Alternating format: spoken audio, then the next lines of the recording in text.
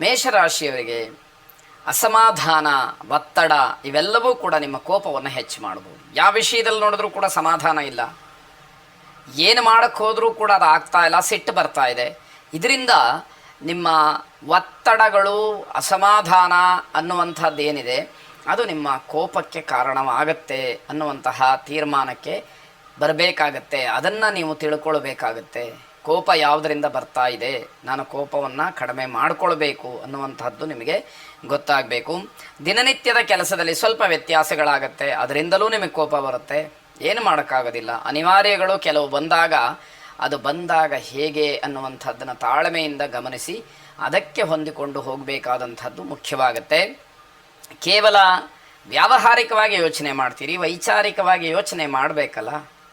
ಯಾವೊಂದು ಕೆಲಸ ಮಾಡಿದರೂ ಕೂಡ ನನಗೆ ಆದಾಯ ಏನು, ನನ್ನ ಲಾಭ ಏನು, ನನ್ನ ಪಾಲೇನು, ನನ್ನ ಶೇರ್ ಏನು, ಈ ರೀತಿ ಯೋಚನೆ ಮಾಡಿದರೆ ಉಳಿದ ವಿಚಾರಗಳಲ್ಲಿ ಮನುಷ್ಯತ್ವ, ಮಾನವೀಯತೆ ಎನ್ನುವಂಥದ್ದಲ್ಲಿ, ವ್ಯವಹಾರದ ಲಕ್ಷಣಗಳನ್ನು ಗಮನಿಸುವಂಥದ್ದಲ್ಲಿ ಇದೆಲ್ಲವೂ ಕೂಡ ಪ್ರಶ್ನೆಗಳಾಗತ್ತೆ. ಕಾಯಕವೇ ನಿಮ್ಮ ಧ್ಯೇಯ ಅಂತ ಹೇಳಿ ತಿಳ್ಕೊಳ್ಬೇಕು. ಕೆಲಸ ಮಾಡಬೇಕು, ಕಷ್ಟಪಡಬೇಕು, ನನ್ನ ಕರ್ತವ್ಯವನ್ನು ನಾನು ಪ್ರಾಮಾಣಿಕವಾಗಿ ಮಾಡಬೇಕು ಅನ್ನುವಂಥದ್ದು ಗೊತ್ತಾಗಬೇಕು. ಕುಲದೇವತಾ ಅಥವಾ ಗುರುಗಳಲ್ಲಿ ಅಚಲವಾದಂತಹ ಭಕ್ತಿ, ಶ್ರದ್ಧೆಯನ್ನು ಇಟ್ಟುಕೊಳ್ಳಿ. ಆವಾಗ ನಿಮಗೆ ಸರಿಯಾದಂತಹ ಮಾರ್ಗದರ್ಶನ ಸಿಗ್ತಾ ಹೋಗುತ್ತೆ. ಬೇರೆಯವರಿಗೆ ಮಾದರಿಯಾಗಿರಬೇಕಾದಂತಹ ನೀವು ಅಪಹಾಸ್ಯಕ್ಕೆ ಗುರಿಯಾಗ್ತೀರಿ. ಇದನ್ನು ಗಮನಿಸ್ಕೊಳ್ಬೇಕು. ಅನಾಥಾಲಯಗಳಿಗೆ ನಿಮ್ಮ ಕೈಲಾದಷ್ಟು ಸಹಾಯವನ್ನು ಮಾಡಿ ಮಾನಸಿಕವಾದಂತಹ ಸಮಾಧಾನವನ್ನು ಪಡ್ಕೊಳ್ಳಿ. ಶುಭವಾಗಿ. ವೃಷಭ ರಾಶಿ, ನಿಮ್ಮ ಶಿಸ್ತು ನಿಮ್ಮನ್ನು ಕಾಪಾಡುತ್ತೆ. ಆಲಸ್ಯವನ್ನು ನೀವು ದೂರ ಮಾಡಿಕೊಳ್ಬೇಕು ಅನ್ನುವಂಥದ್ದು. ಆಹಾರ ಬಹಳ ಮಿತವಾಗಿರಲಿ, ಆರೋಗ್ಯದ ಬಗ್ಗೆ ಹೆಚ್ಚು ಗಮನ ಇರಲಿ. ಆರೋಗ್ಯ ಚೆನ್ನಾಗಿಲ್ಲ ಅಂತಾದರೆ ಬಹಳ ಕಷ್ಟವಾಗುತ್ತೆ. ಮತ್ತೆ ಮತ್ತೆ ಹೇಳಬೇಕಾದಂಥದ್ದು, ನಾಲಿಗೆಯ ರುಚಿಗೋಸ್ಕರವಾಗಿ ಆರೋಗ್ಯವನ್ನು ಹಾಳು ಮಾಡಿಕೊಳ್ಬೇಡಿ. ಮಿತವಾಗಿರಲಿ ಆಹಾರ, ಅದರಿಂದ ನಿಮ್ಮ ಆರೋಗ್ಯ ಸರಿಯಾಗತ್ತೆ ಎನ್ನುವಂಥದ್ದು. ಹಣದ ವಿಚಾರದಲ್ಲಿ ಸ್ವಲ್ಪ ಕಾಳಜಿಯನ್ನು ವಹಿಸಬೇಕು. ಇಲ್ಲದೇ ಇದ್ದರೆ ನಷ್ಟ ಆಗ್ತಾ ಇರುವಂಥದ್ದು, ಮೋಸ ಆಗ್ತಾ ಇರುವಂಥದ್ದು ಸಹಜವಾಗಿಬಿಡುತ್ತೆ. ದಿನನಿತ್ಯವೂ ಕೂಡ ಅದೇ ರೀತಿ ಆಗಬಾರ್ದು ಅನ್ನುವಂಥದ್ದು. ನಿಮ್ಮ ವೃತ್ತಿ ಅಥವಾ ನೌಕರಿಯಲ್ಲಿ ಏನೋ ಅಡ್ಡಿಗಳು ಆಗುವಂತಹ ಸೂಚನೆ, ನಿಮ್ಮ ಬಗ್ಗೆ ಇಲ್ಲ ಸಲ್ಲದ ಮಾತುಗಳು, ಅಪವಾದಗಳು, ಪುಕಾರು ಅಂತಾರಲ್ಲ, ಆ ರೀತಿಯಲ್ಲಿ ಏನೋ ವಿಷಯವನ್ನು ಎಲ್ಲ ಕಡೆಯಲ್ಲೂ ಹರಿಬಿಡ್ತಕ್ಕಂಥದ್ದಾಗತ್ತೆ. ಕುಲದೇವತಾ ಆರಾಧನೆ, ಕುಲದೇವತಾ ಪ್ರಾರ್ಥನೆಯನ್ನು ಮಾಡಿ. ಶುಭವಾಗಿ. ಮಿಥುನ ರಾಶಿ, ಮನೆಯ ವಾತಾವರಣ ಸಾಯಂಕಾಲದ ಹೊತ್ತಿಗೆ ಸ್ವಲ್ಪ ಮಟ್ಟಿಗೆ ಪರವಾಗಿಲ್ಲ ಅಂತ ಹೇಳಿ ಅನಿಸುವ ಹಾಗೆ ಅನುಭವಕ್ಕೆ ಬರುತ್ತೆ. ಅರ್ಥಾತ್ ಬೆಳಗ್ಗೆ ಎದ್ದಾಗಿನಿಂದ ಮನೆಯಲ್ಲಿ ಏನೋ ಕಿರಿಕಿರಿ, ಸಮಾಧಾನ ಇಲ್ಲದೆ ಇರುವಂತಹದ್ದು, ಶಾಂತಿ ಇಲ್ಲದೆ ಇರುವಂತಹ ವಾತಾವರಣ ಅಂತ ಅರ್ಥ. ಅತಿಥಿಗಳ ಆಗಮನದಿಂದ ನಿಮಗೆ ಸಂತೋಷ ಆಗ್ತಕ್ಕಂಥದ್ದು. ವಿದ್ಯಾರ್ಥಿಗಳಿಗೆ ಹೆಚ್ಚು ಹೆಚ್ಚು ಸವಾಲುಗಳು ಎದುರಾಗ್ತಕ್ಕಂತಹ ದಿವಸ. ತುಂಬ ಪರಿಶ್ರಮವನ್ನು ಪಡಬೇಕಾದಂತಹ ದಿವಸ. ಯಾವ ಕೆಲಸಕ್ಕೂ ಕೂಡ ಶ್ರಮ ಇಲ್ಲದೆ ಆಗೋದಿಲ್ಲ ಅನ್ನುವಂತಹ ಅನುಭವ ಬರುತ್ತೆ.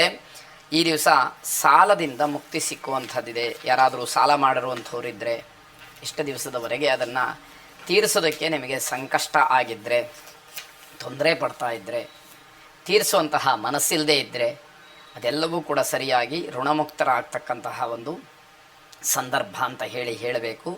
ಆರ್ಥಿಕವಾಗಿ ತೊಂದರೆ ಇಲ್ಲ, ಹಾಗಾಗಿಯೇ ಸಾಲವನ್ನು ತೀರಿಸೋದಕ್ಕೆ ಅನುಕೂಲ ಅನ್ನುವಂಥದ್ದನ್ನು ತಿಳ್ಕೊಳ್ಬೇಕು. ಹಿನ್ನಡೆ ಇರಬಹುದು ಜೀವನದಲ್ಲಿ, ಆದರೆ ಭವಿಷ್ಯ ಇನ್ನೂ ಉಜ್ವಲವಾಗಿದೆ ಅನ್ನುವಂತಹ ಒಂದು ನಂಬಿಕೆಯಿಂದ ನಾವು ಮುಂದುವರಿಬೇಕಾದಂಥದ್ದು ಮುಖ್ಯವಾಗುತ್ತೆ. ಸ್ನೇಹಿತರ ಜೊತೆ ಹಣಕಾಸಿನ ವಿಚಾರಕ್ಕೆ ಜಗಳ ಮಾಡ್ಕೊಳ್ತೀರಿ, ಇದನ್ನು ಗಮನಿಸ್ಕೊಳ್ಬೇಕು. ಸೂಕ್ತವಾದಂತಹ ರೀತಿಯಲ್ಲಿ ಮಾತುಕತೆಯಿಂದ ಚರ್ಚೆಯಿಂದ ಬಗೆಹರಿಸ್ಕೊಳ್ಬೇಕಾದಂಥದ್ದು. ಜಗಳಕ್ಕೆ ಅವಕಾಶಗಳು ಬೇಡ ಅಂತ ಅರ್ಥ. ತಾಪಸಮನ್ಯವನ್ನು ಪ್ರಾರ್ಥನೆ ಮಾಡಿ. ಶುಭವಾಗಿ.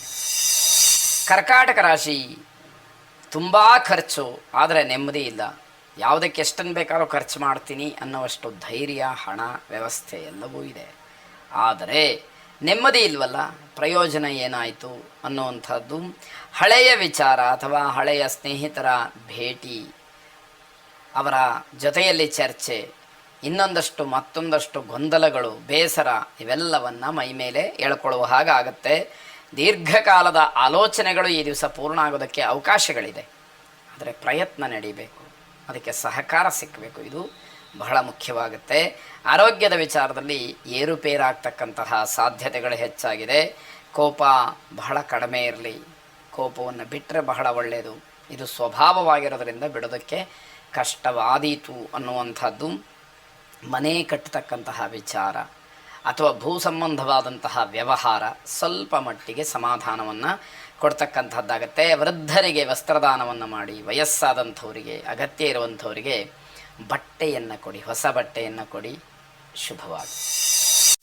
ಸಿಂಹರಾಶಿ, ಹಣದ ವಿಚಾರದಲ್ಲಿ ಸ್ವಲ್ಪ ಜಾಗ್ರತೆಯನ್ನು ವಹಿಸಬೇಕು. ದುಡ್ಡು ಕಾಸಿನ ವಿಷಯ ಬಂತು ಅಂತಾದರೆ ಎಲ್ಲ ವ್ಯತ್ಯಾಸಗಳಾಗತ್ತೆ. ತೊಂದರೆಯನ್ನು ಅಥವಾ ತಪ್ಪನ್ನು ಮಾಡ್ಕೊಳ್ತೀರಿ ಎನ್ನುವಂಥದ್ದು.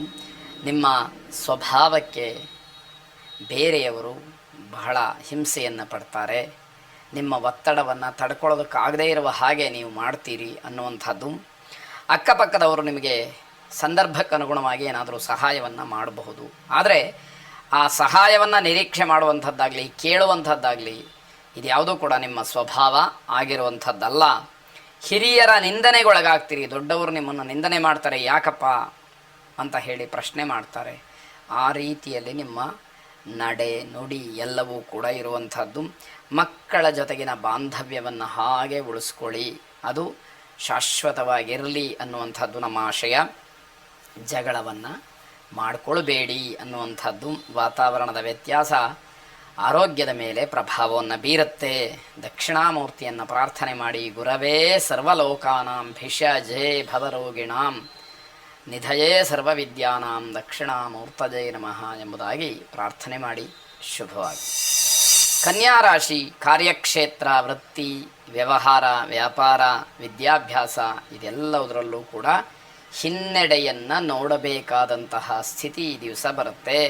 ಅನಗತ್ಯವಾದಂತಹ ಮಾತುಗಳು ನಿಮ್ಮ ಅಪಯಶಸ್ಸಿಗೆ ಕಾರಣವಾಗುತ್ತೆ. ಬೇರೆಯವರ ಜೊತೆ ಇರತಕ್ಕಂತಹ ಸಂಪರ್ಕ ಏನಿದೆ ಅದು ನಿಮಗೆ ಸಮಾಧಾನ ಕೊಡುತ್ತೆ.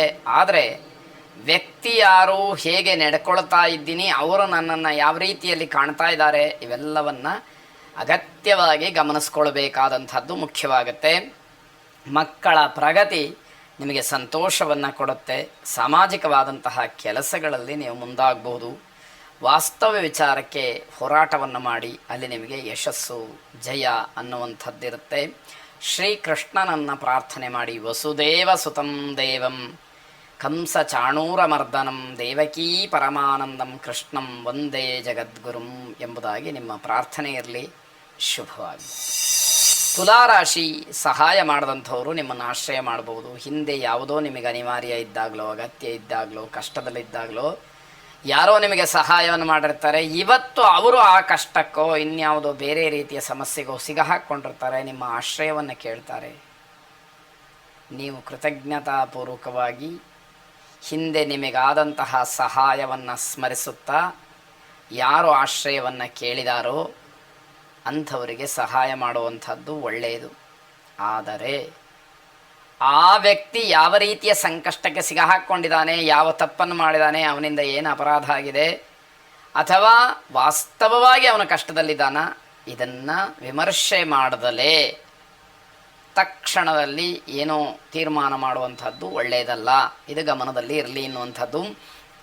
ಆರೋಗ್ಯದ ಬಗ್ಗೆ ಸ್ವಲ್ಪ ಗಮನ ಕೊಡಿ, ತಾತ್ಸಾರವನ್ನು ಮಾಡಬೇಡಿ.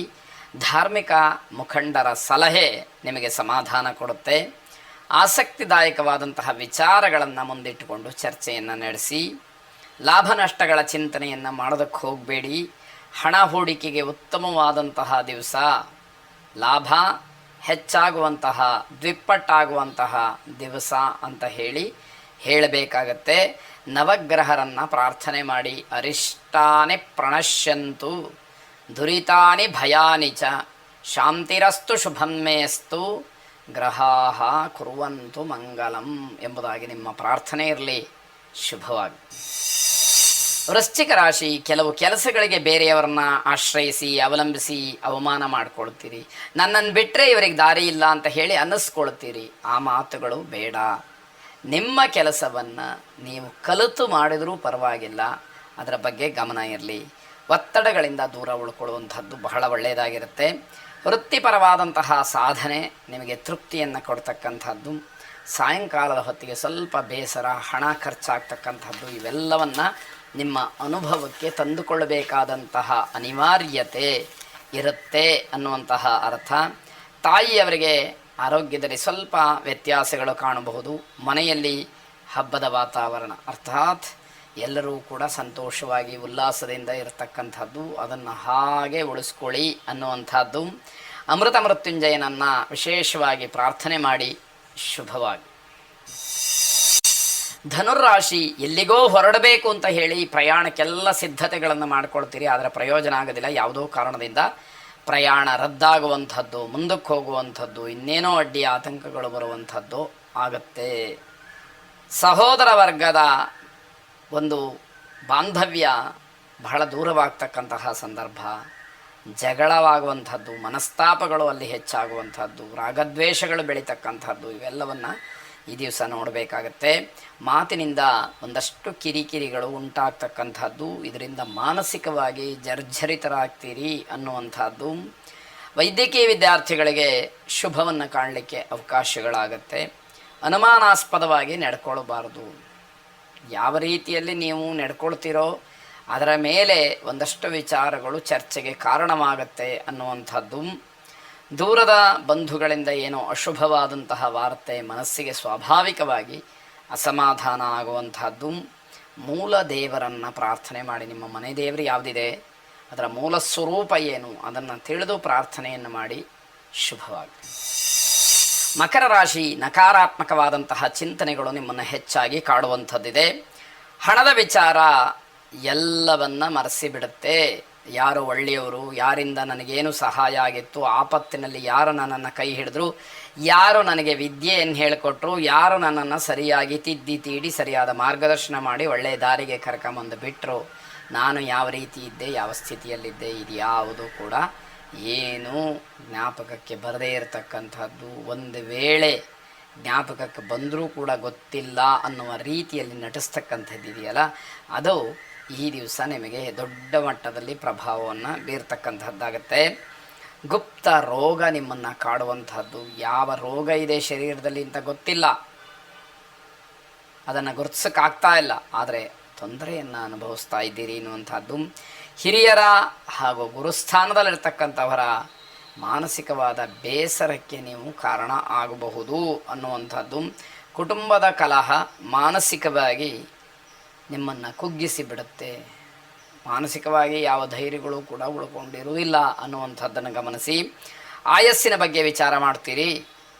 ಆಯಸ್ಸಿನ ಬಗ್ಗೆ ಖಂಡಿತವಾಗಿ ಯಾರನ್ನು ಕೇಳಬಾರ್ದು. ಉಗ್ರ ನರಸಿಂಹನನ್ನು ಪ್ರಾರ್ಥನೆ ಮಾಡಿ ಶುಭವಾಗಿ.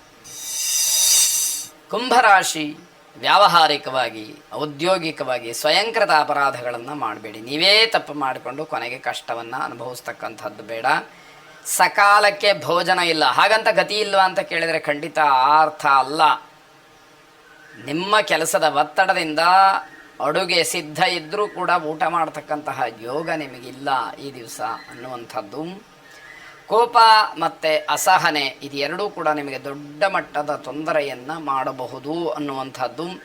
ಸಹೋದರರಲ್ಲಿ ಜಗಳ ಏನಾದರೂ ಇದ್ದರೆ, ಅಣ್ಣ ತಮ್ಮಂದರ ಮಧ್ಯದಲ್ಲಿ ಜಗಳಗಳಿದ್ದರೆ ಖಂಡಿತವಾಗಿ ಅದನ್ನು ಮುಗಿಸ್ಕೊಂಬಿಡಿ. ಮತ್ತೆ ಅದು ದ್ವೇಷವಾಗಿ ಪರಿಣಮಿಸಿದರೆ ಜೀವನ ಪರ್ಯಂತ ಕಷ್ಟವನ್ನು ಪಡಬೇಕಾಗತ್ತೆ ಅನ್ನುವಂಥದ್ದು. ಇದೆಲ್ಲ ಗಮನದಲ್ಲಿರಬೇಕು. ಹಣದ ವ್ಯವಹಾರ, ಸಾಲದ ವಿಚಾರ ಇವೆಲ್ಲವನ್ನು ಸರಿಯಾಗಿ ನೋಡಿಕೊಳ್ಳಿ. ಈ ದಿವಸ ಆರೋಗ್ಯ ಚೆನ್ನಾಗಿರುವಂಥದ್ದು. ಈಶ್ವರನ ವಿಶೇಷವಾದ ಪ್ರಾರ್ಥನೆಯನ್ನು ಮಾಡಿ ಶುಭವಾಗಿ. ಕೊನೆಯದಾಗಿ ಮೀನರಾಶಿ, ನಿರೀಕ್ಷೆ ಮಾಡಿದಂತಹ ವಿಚಾರಗಳು ನಿಮಗೆ ತೃಪ್ತಿಯನ್ನು ಕೊಡೋದಿಲ್ಲ.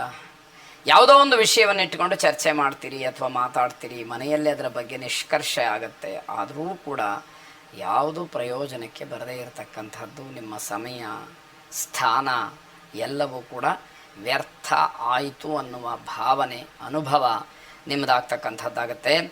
ಈ ದಿವಸ ಪ್ರವಾಸಕ್ಕೆ ಅವಕಾಶ ಇರತಕ್ಕಂಥದ್ದು. ದೊಡ್ಡ ವ್ಯಕ್ತಿಗಳ ಭೇಟಿಯನ್ನು ಮಾಡೋದಕ್ಕೆ ಸಾಧ್ಯತೆಗಳು ಆಗುವಂಥದ್ದಿದೆ. ಆರ್ಥಿಕ ಲಾಭ ಇದ್ದರೂ ಕೂಡ ಭಯ ನಿಮ್ಮನ್ನು ಕಾಡ್ತಾ ಇರುತ್ತೆ. ಉತ್ತಮವಾದಂತಹ ಆರೋಗ್ಯದ ಬಗ್ಗೆ ಹೆಚ್ಚು ಗಮನವನ್ನು ಕೊಡಿ. ಆಂಜನೇಯ ಸ್ವಾಮಿಯನ್ನು ಪ್ರಾರ್ಥನೆ ಮಾಡಿ ಶುಭವಾಗಿ.